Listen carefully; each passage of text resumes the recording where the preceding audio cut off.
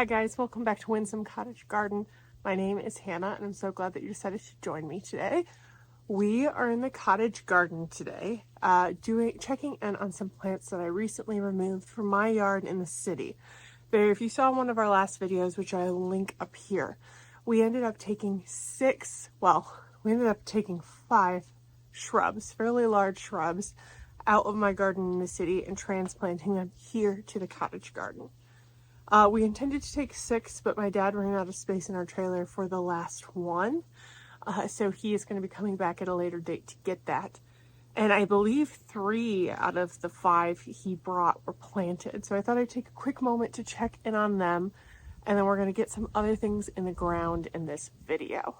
It's a glorious day. It is first week of May and it's about 60 degrees, slightly overcast, but the sun is coming out enough that it's a little glary. So why don't we quick pop around and I'll show you where those things ended up. So we're in the front of the house right now. You can actually see the 2 holly bushes. They ended up right here along our spruce line. These are both in the Prince series. There's one right here, which this is actually our female, and one right here, which is actually our male. Today we also actually picked up one more female. I believe one male can fertilize up to 3 females. Holly are plants that you need a male and female variety in order to get the beautiful berries. So we picked up a blue princess to pop into the front yard so that there's 3 out here. And we're really excited to add some more varied evergreen interest. Right now, I said blue spruce, but it's blue spruce, conkeler. And they haven't put on their growth for the season yet. When they do, I think that these hollies will pop a lot more against the new growth, which kind of sticks around throughout the winter. So I think today we're going to get that 3rd holly in the ground, and we're thinking somewhere over there. As we walk towards the backyard, you'll be able to see these are the 2 Annabelle hydrangea we actually dug out. This one was actually healed into the ground. I'm going to go check the bed where we were thinking about putting these because I'm not entirely sure if they are ready for them. But as you can guess, this one I think we really want to get into the ground sooner rather than later, as there's not much around its root ball and I think these roots are already in danger of drying out. But as we make our way there, last year we transplanted this rugosa and this rugosa. We had a 3rd in the middle and all of them have died. We just haven't pulled out these 2 yet. We knew that was likely when we pulled them out because they don't love to be moved, and these had been in their space for quite some time. They had unfortunately almost all died already, or had like no growth except for the very tippy tops of the plants. So we had done a rejuvenation prune and decided to move them here when we did a makeover of that bed. We pulled out the middle one and stuck this rugosa here, and we will see how it does in this space. And if it doesn't like it, because this might end up a tiny bit shaded, we're thinking we will transplant it to live down by the water. This is actually where the Althea ended up. Her property line is probably just, you can see the different colored grass. That's basically the property line. So we haven't put any protection around this, though we are likely to, because especially while it's getting established, it will be nibbled by deer. But this can get as big as it would like here, and I think it's got quite the view. While we are here though, that brings me to this area. This is actually our holding area. This is the 1 island bed we have not revamped yet. It's a project for this summer, probably not till June, July, maybe this fall, unsure exactly when. But this is the bed that the Annabelle hydrangeas from my house are going to end up in. So for now, what I'm going to do, I've actually brought them back here. And we are going to pop the one that's in a pot down here. But then also I'm going to heal this guy in since it's just bare root. Oh, I forgot a shovel. Okay, I'm gonna get a shovel. Then I'll dig a shallow kind of hole that it can sit in, and I have some dirt that I can put around the root ball just to kind of build it up. So we won't move it a ton until we need to, but that will help make sure it stays alive and stays well. I'm noticing this bleeding heart has always been here. I don't know if I remember that white one. which is interesting. And if you see, there's one there and one there that has kind of planted itself. I was thinking about stealing this one because one of the bleeding hearts in the front didn't come back. But it does look quite charming there, so maybe it will stay. While I'm here, I know this is a bloomerang lilac we need to find a home for. We have a mock orange that we need to find a home for, and a forsythia. So I might do some looking around and seeing if I can get those in the ground. We also have some blackberries, and what else? Some grasses that I'm not sure if they're actually alive anymore. This is a burning bush that we might just release from its torment. And then this is a slightly anemic boxwood. That surprises me. It usually looks like that boxwood, which is pretty healthy.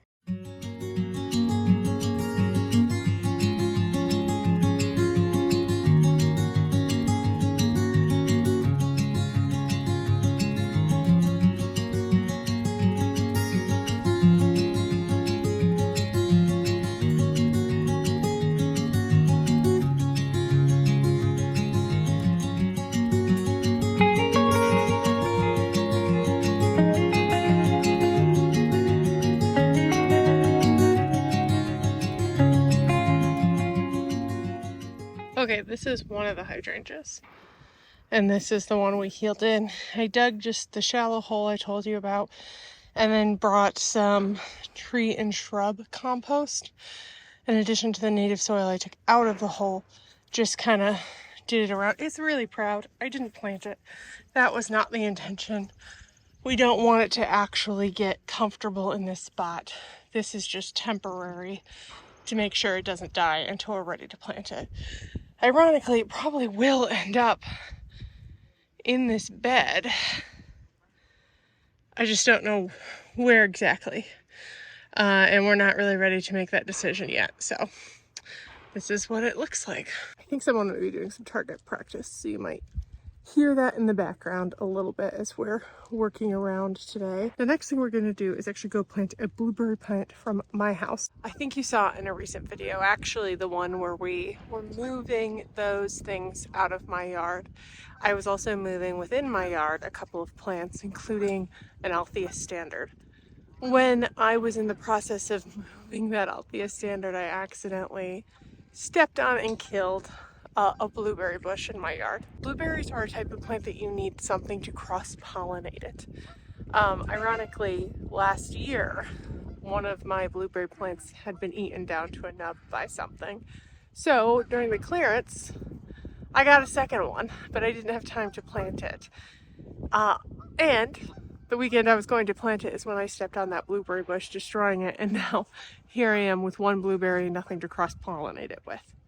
I've decided to take this as a sign that I should not have blueberry plants in my yard at the city, and instead add this to my parents' blueberry collection. They have 6 plants already, including one of these, which is a blue crop blueberry. Now, and actually, now that I'm looking at the blueberry bed, I think there is an obvious place for this to go, and it's going to make it look more complete and planned.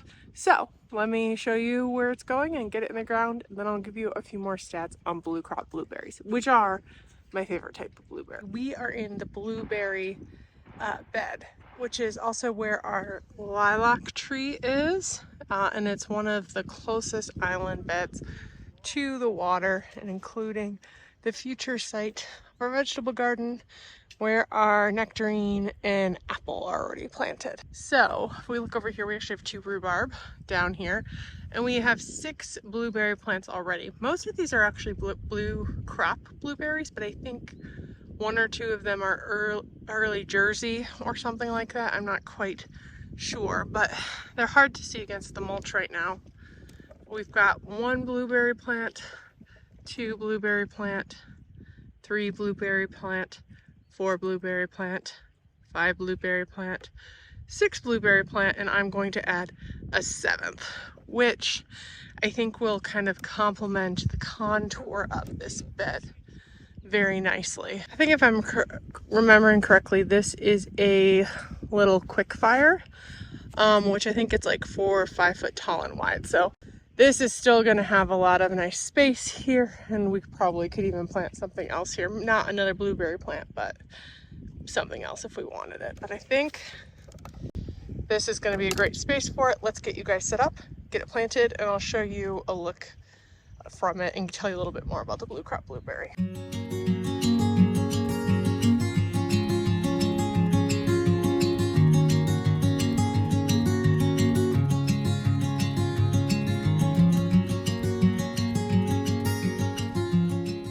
Okay, it is in, and I think it looks like it was always supposed to be here.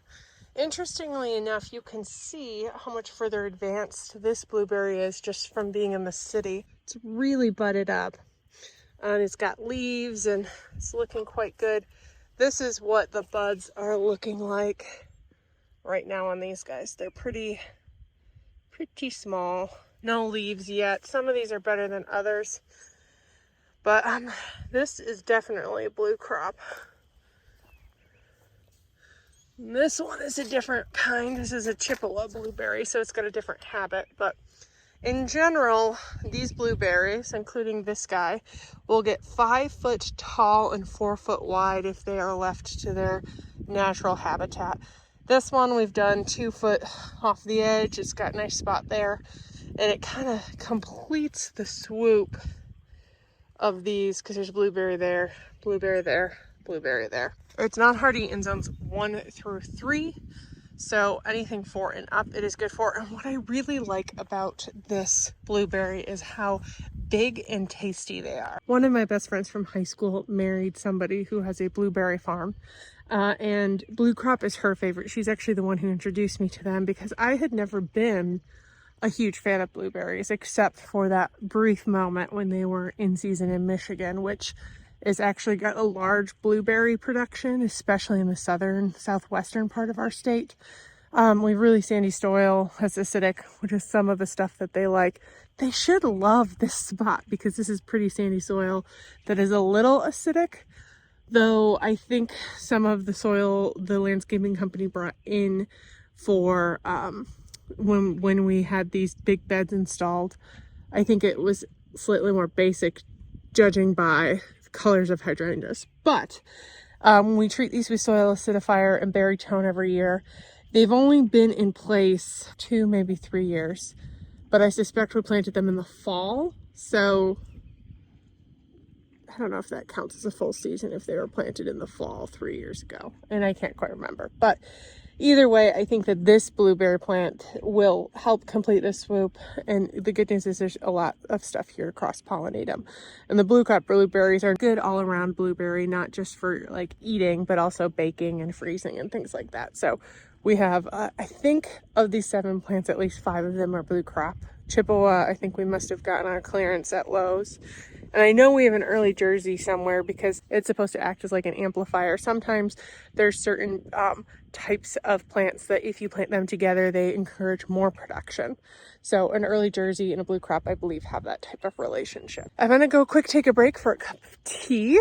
Then I think we're gonna tackle the crocosmia project we intended to do last time. Last time we were here, we actually dug up 2 peonies. There was one here. It started raining and I never filled the hole, so I'll get to fill the hole.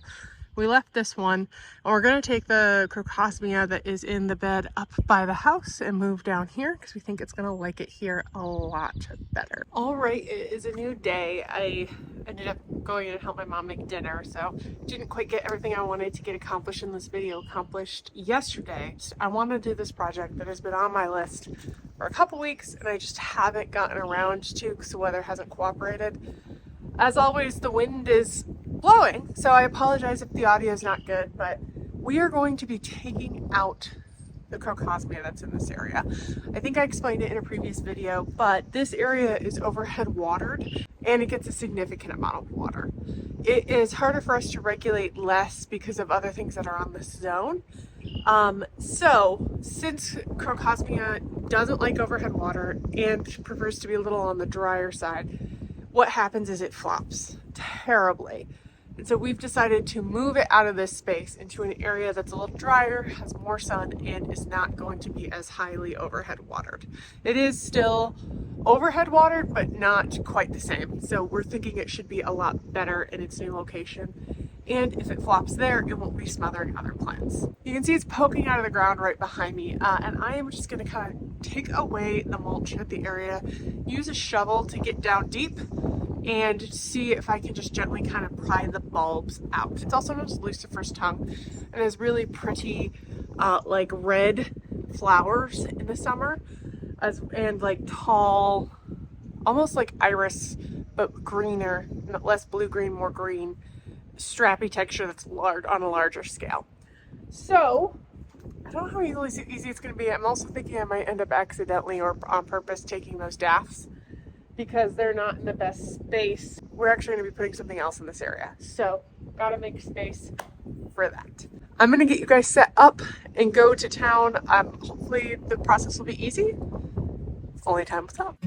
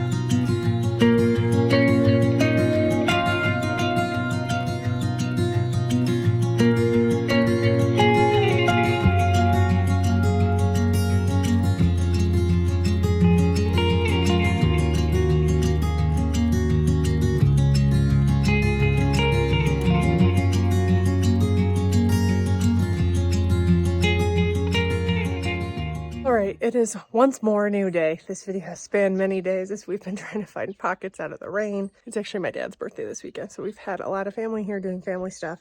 But I'm about to button up this video and the projects I have before heading back into the city.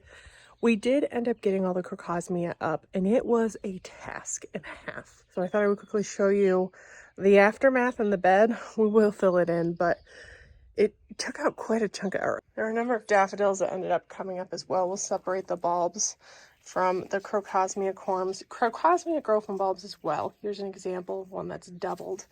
And they also put out little seeds. Let's see if I can find, I've seen smaller, but this is an example of one that's probably 2 years old that came from a seed rather than by multiplying. So they are prolific, to say the least. So we are going to go give them a much better spot lower in the garden. And here's where they came up from. If you have crocosmia and thinking about moving them or wanting more, I suggest you kind of dig them up and divide them, because I was shocked by how many bulbs there were.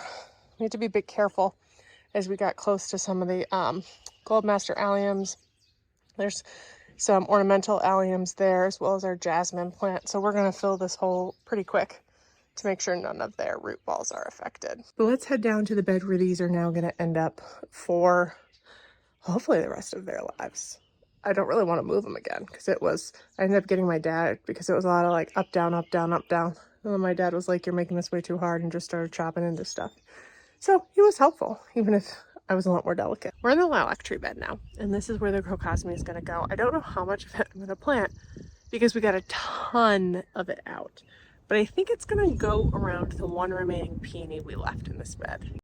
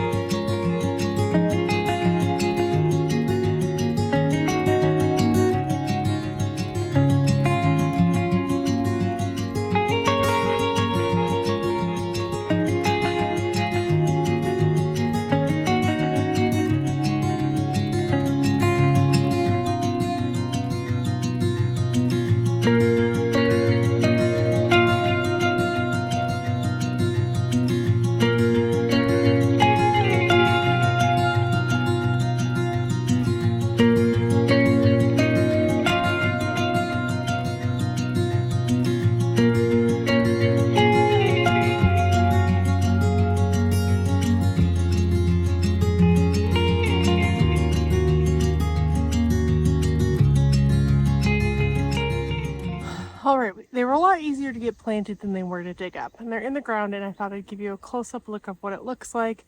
I was a little rough with them because we had so many bulbs and corms. Even if half of them died, we'd be more than set with Lucifer's tongue, especially because they multiply so quickly. So let me give you a closer look at this patch in the area where we've got it, as well as I planted the daffodils we accidentally dug up with them as well. It's kind of hard to see the full length of this new stand because some of it is fully buried. But as I showed you earlier, we are in the lilac tree bed. We're actually watering the blueberry plant that we planted earlier in this video. And what I've kind of done is created a huge, pretty large, almost bean shape. It comes to about here and then goes in a little bit. We also have 2 hollyhock plants that I actually planted last year that have come back. They look a little puny. We'll have to see how they do. But there's still a lot of growing space over there. We had some ajuga we planted last year under the lilac tree. We have some serendipity alliums that actually got gnawed earlier this year, but have made a good comeback. So hopefully they fully recover and do well. And then in this bed, we also, as I mentioned, had a peony, which I put a cage on, and I did 2 little stands of the daffodils. Now, some of the bulbs had been defoliated. I'm not entirely sure if they are going to make it, but enough of them have the foliage attached that I think they'll reroot and like this space well. Other things we've planted in here, we have a sea holly eryngium here. We have another one that I think has been gnawed on right there. Gnawed on a little bit.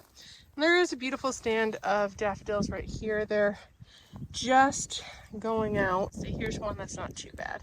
But they're an old-fashioned variety with a giant cup. I don't know what they are, sadly, because they've been here forever. They started out as a little circle of 5. And now look at them. They're actually encroaching in on the spirea, which needs its spring haircut. We still have a lot of cleanup to do in the island beds. The beds up near the house are pretty much set because that's where we've been focusing our efforts. But we are definitely going to be switching to the island beds. They had a really good mulch last year. If you were following us, then you know that we did a lot of redefining and using some cardboard mulching to expand the beds. I'll link some of the videos in the description or here, see if you wanted to watch that transformation effort. So they don't need a full mulching, but we're probably going to do a top dress to make sure they look nice and fresh for this season. And we have some other really exciting projects that are going to be coming in the next few weeks, including, I think I've mentioned in other videos, we're not doing our full final raised bed garden this year, mostly because we have lots of other projects going on. But so that we still haven't lost another growing season, we are going to temporarily put in a fence and a couple of 4x8 garden beds that we can use the space for this year. And then we'll probably build our raised bed garden later this fall, early next spring. So it'll be nice for us to use the space and decide if there's any shifts we want to make to the design, what that might look like. And we're excited because I think these beds are probably going to be in the next week or 2 that you'll be able to see them being built, and then we'll get some things planted. I know I have some cabbage starts that we should be getting in the ground to sweet, and the peppers and tomatoes I have at my house will soon follow. I think that's going to do it for this video. I know we still have a couple plants left in our hoard that we want to get into their final resting places, but it is time to head back into the city for me, but we'll be back soon enough with more things to plant. It's a really exciting time here at the cottage garden. I mentioned that we're working on our vegetable garden project. We're also going to be planting up those bare root roses we put in pots. They're going to be finding their final homes quite soon. We have a couple other projects up our sleeve, so make sure you subscribe so you can follow along, not just here at our cottage garden, but also in our city garden as well. There's a lot of things happening that you won't want to miss. So if you like this video, please make sure you hit that thumbs up button, and I can't wait to see you in the next video. Bye-bye.